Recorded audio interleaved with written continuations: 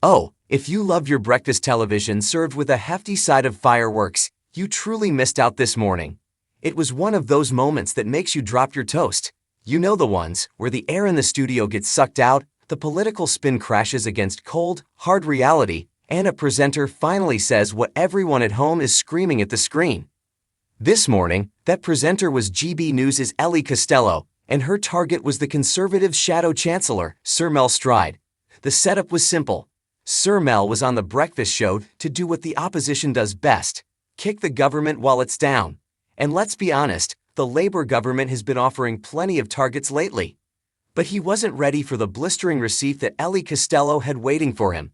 The West End farce. Sir Mel Stride sat down, ostensibly to discuss the grim new economic figures showing that growth has flatlined.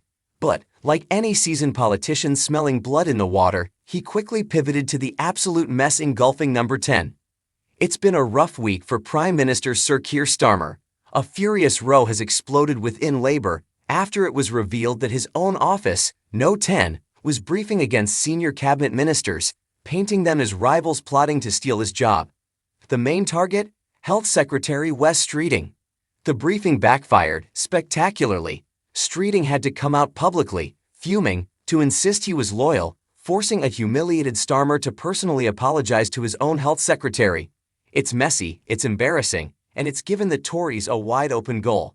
Sir Mel Stride, smelling that blood, didn't hold back. He launched into a scathing critique, practically dripping with mock sympathy.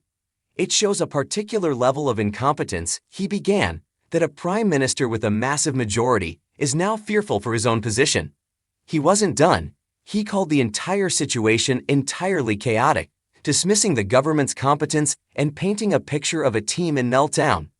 We need an economy, a government that is about grip and competence, not chaos and incompetence, Stride declared, hammering the point home.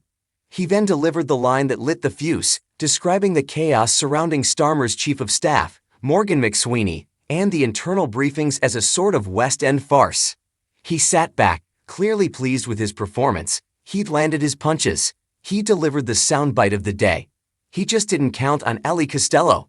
The slap-down heard round the nation. Costello, who had been listening intently, didn't just pause, she pounced. You could see the shift in her eyes.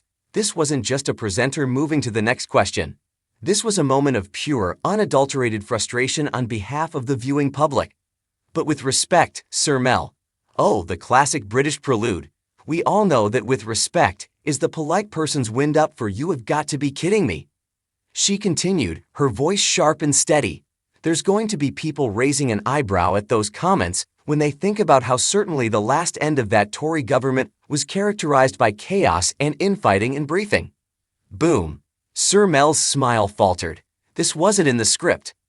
Ellie wasn't just warming up, she was bringing the fire. She proceeded to remind Mr. Stride and the entire nation of the absolute anarchy his own party had presided over just a short time ago. She brought up the coup that booted Boris Johnson. She brought up the disastrous, lettuce outlasting 49 days of Liz Truss. She brought up the revolving door of chancellors and the sheer instability that sent the markets into a nosedive. Then, leaning in, she delivered the killer blow that will define the exchange. That was absolute chaos and anarchy there, she blasted, her voice ringing with conviction. And you certainly weren't getting a grip at the time as a government. It was a direct hit, a clean shot. She didn't just question his argument, she vaporized its entire foundation. She reminded him, and every single viewer, that the public has a memory, and it's a long one.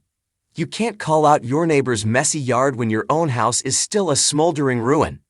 The deflection we all saw coming. How do you recover from that? In the awkward, heavy silence that followed, Sir Mel Stride did what politicians do when they've been so thoroughly and publicly checkmated. He deflected. Look, he stammered, visibly trying to regain his footing.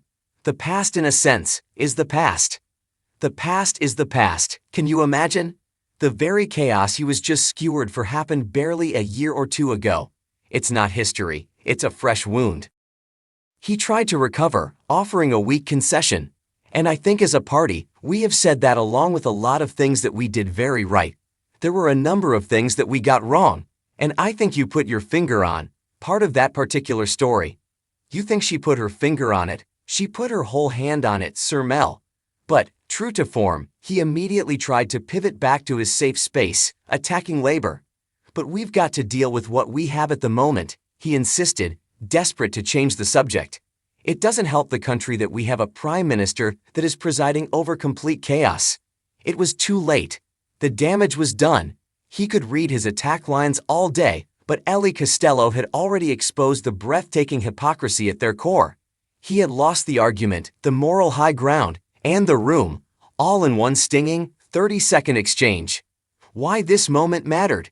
This wasn't just a gotcha moment. It was deeper than that. It was a flash of shared frustration. We, the public, are so tired of being treated like we're stupid. We are tired of the amnesia. We are tired of politicians from all sides standing up, pointing fingers, and yelling chaos, while conveniently forgetting the infernos they themselves started. Ellie Costello's slap down wasn't just good TV, it felt necessary. It was a voice for every person at home who remembers the last few years and feels insulted when politicians act as if it never happened. The Labour government is, by all accounts, in a deeply chaotic and dysfunctional place. Sir Mel Stride's facts about the Starmer Streeting row were not wrong. But his right to be the one to say it. That's what Ellie Costello called into question.